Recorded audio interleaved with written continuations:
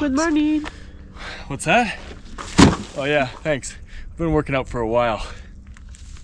What? Well, I'm more of a hiker, but I like strength training too. I think it's really important for hiking. Want me to tell you a little bit more about it? No, thank you. Strength training isn't something that comes to mind right away when you think about hiking. However, I believe that strength training is one of the most important things when it comes to staying healthy and comfortable on the trail.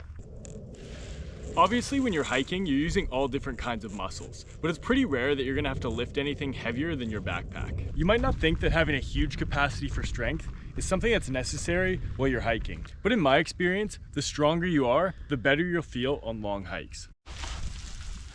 Here are my 5 favorite ways to train strength that have helped my experience on the trail. First on my list is rucking.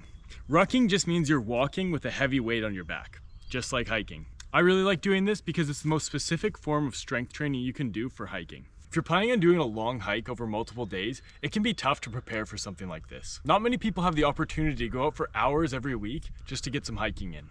But most people can find just a little bit of time during the week to go out for a walk. Simply add a backpack with some weight, and now you're rucking. Rucking adds a dynamic resistance aspect to your normal walking routine.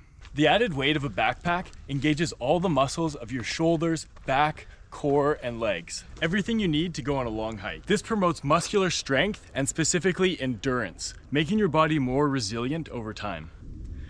Rucking can also elevate your heart rate and provide a cardiovascular workout, similar to a brisk walk or a light jog. This helps improve your heart and lung health, enhancing your overall cardiovascular fitness. Another benefit is that carrying extra weight while rucking increases your calorie expenditure, leading to more calories burned than regular walking. And this can help contribute to weight loss or weight management goals, which will help you hike longer distances with less issues. Rucking is super functional in terms of simulating exactly what you'll be doing on the trail. On top of this, rucking strengthens the most important muscle of them all, your mind. Mental resilience is super important if you're going out for a long hike, and rucking is perfect for this. I like to use a pack that's much heavier than my regular hiking backpack. That way, I get used to the stress on my back, shoulders, and legs, and when I go out on the trail for real, it feels a lot easier. This is a trick that works really well for me and saves me a bunch of time. I find it has great benefits and carryover, even if I only have the opportunity to go for a couple 30-minute rucks throughout the week. The next type of strength training that I really like to do is kettlebell training. I really like kettlebells because they're a great form of full body conditioning. These exercises are typically multi-joint movements that work many muscle groups at the same time. Not only does this teach your muscles to work together in coordination, but it's also very efficient because it allows you to get a full body workout in a very short amount of time. These exercises typically force you to catch weight and deal with momentum. This helps to build strength in awkward positions and teaches your body to move with weight rather than against it. I believe that this translates well to walking on awkward terrain with a backpack. If you stumble or get thrown off balance by your backpack, kettlebell training might be the difference between staying upright and taking a fall. I also enjoy the convenience of kettlebell training. Oh my goodness, there's so many hormigues. Okay, walk, we have to walk.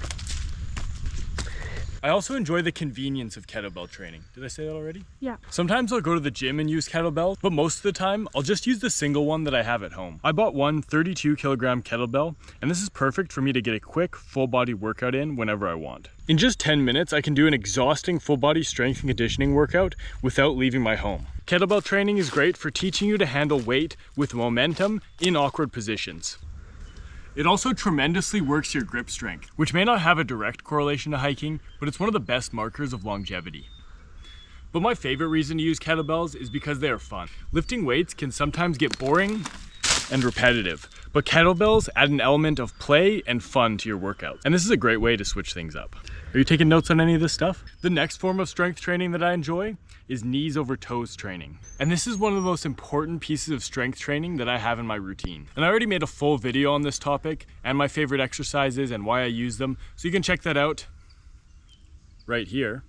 So I'll just briefly touch on them now. Knees over toes training is a system designed to strengthen and improve knee health by practicing controlled exercises where the knees go over the toes. This helps enhance knee strength in the most compromised ranges of motion. It also helps improve flexibility and reduce chances of injury. For me, the most used part of this training system is the backward sled drag. This is something that pumps up the quads and forces a ton of fresh blood into the knee joint. It's also a super unique exercise because it burns in the moment, but it never leaves you feeling sore the next day. In fact, if you're sore from something else, a few sled drags will have you feeling good as new. If you want to learn more about what I do to keep my knees strong and healthy, then check out the full video where I do an entire deep dive on knee health. My next favorite form of strength training is good old-fashioned powerlifting. Powerlifting focuses on building strength in 3 main exercises: the squat, the bench press, and the deadlift. Although I don't do as much of these exercises as I once did, I still do them almost every week, and they're a great way to measure your strength progression. First, we have the squat, which is the king of all leg exercises. Not only that, but it helps strengthen your posture as well.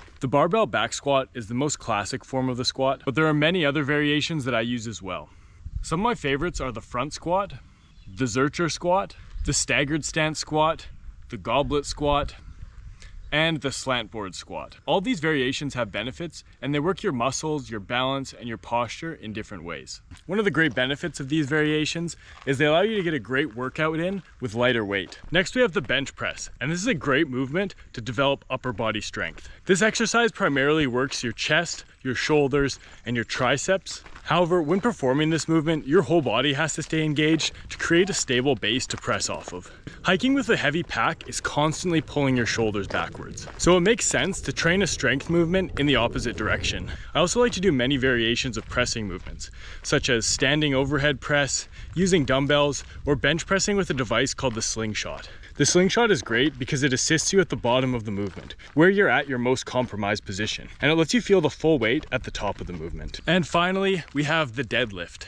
Just like the squat, this is an exercise that builds a ton of strength in the legs and lower back. However, it also really engages the muscles of the upper back. This is crucial for hiking because it helps you maintain a good posture while walking with a heavy load on your back. The deadlift is a great barbell movement that works the whole body. And if I were to choose one strength exercise to do in the gym, it would probably be a deadlift because it really works the whole body, builds that strong posture, and who doesn't want to be able to pick up heavy shit? That's a giant spider in a nest right there. Let's pick it up quick. Oh shit, that's really heavy.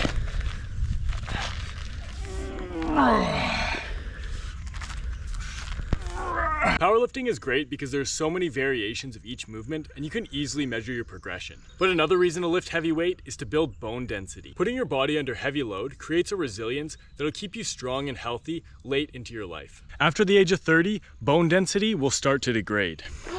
Oh no!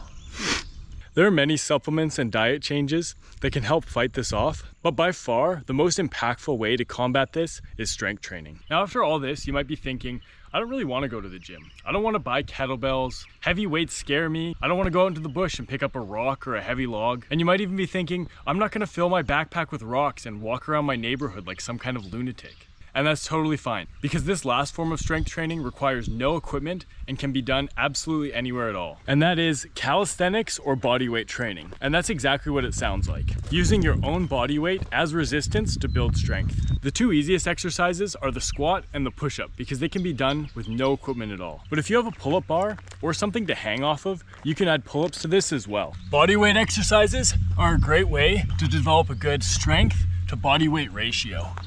And all these exercises have variations, so you can start them at any level. This type of training is my favorite because it can be done anywhere and at any time. At home, in the park, while you're on a walk, while you're cooking dinner, when your boss isn't looking at work.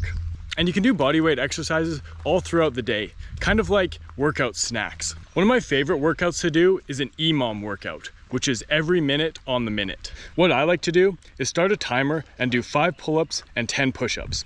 The faster I do it, the more rest I get, because when the timer hits a minute, then it's time for another set. You can adapt this form of workout to fit your needs. You can go as long as you want, and you can add any exercises at any rep ranges.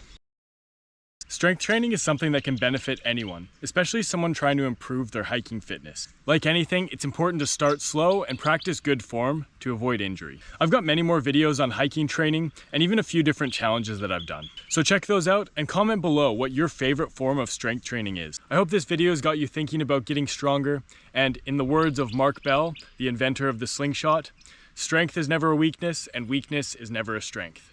Now, do you need me to repeat any of that?